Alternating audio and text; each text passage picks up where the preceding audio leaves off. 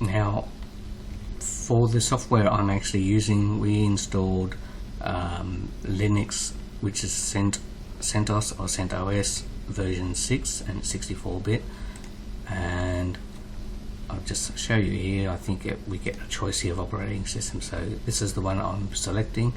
Depending on the software that you're using, some people might ask you to use CentOS 7 to install, but in this case I'm using CentOS 6. Okay. Now, to actually log into your terminal server, you actually need some software, which is either PuTTY, or there's another program that I prefer to use called Bitvise. You can download this one here. Just type in Bitvise in Google and download the software. Now, I'm using a Windows computer, so there's probably an alternative to this one on available for Apple Mac. So we want to click download Bitvise SSH client, and it's the actual installer that we want to actually download.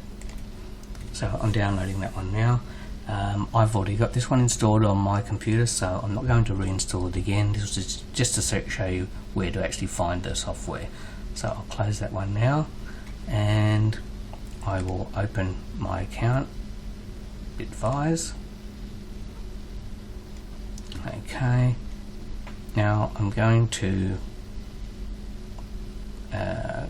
let's see, create a new profile for my VPS and for logging in. I'm just going to minimize that screen for the moment. So I need to get my root my root password, which is from my email. I'll just have a look for that in a moment. Now, to log into my account, I'm going to need my IP address for starters.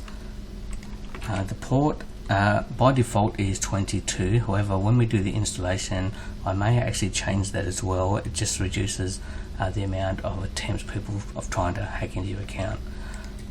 So the username is root, and we want to select password type here, and we're going to store the password. A password will be given to you in an email, which is sent to you after you actually sign up for your web hosting account. Now, there's a couple of options that I want to select here.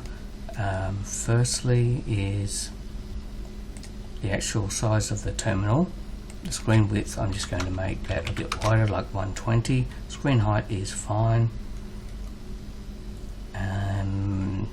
We don't use remote desktop.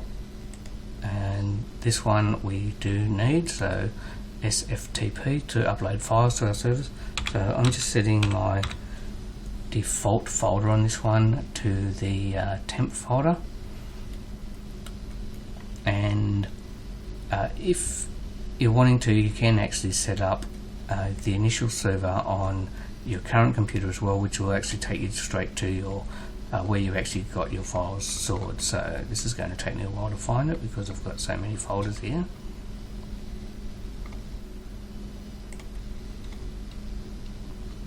SBW Gold, and I'll click OK.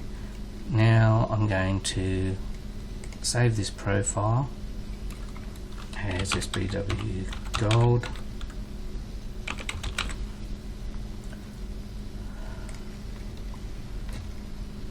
Great. Okay, now I should be fine to log in, so let's attempt this.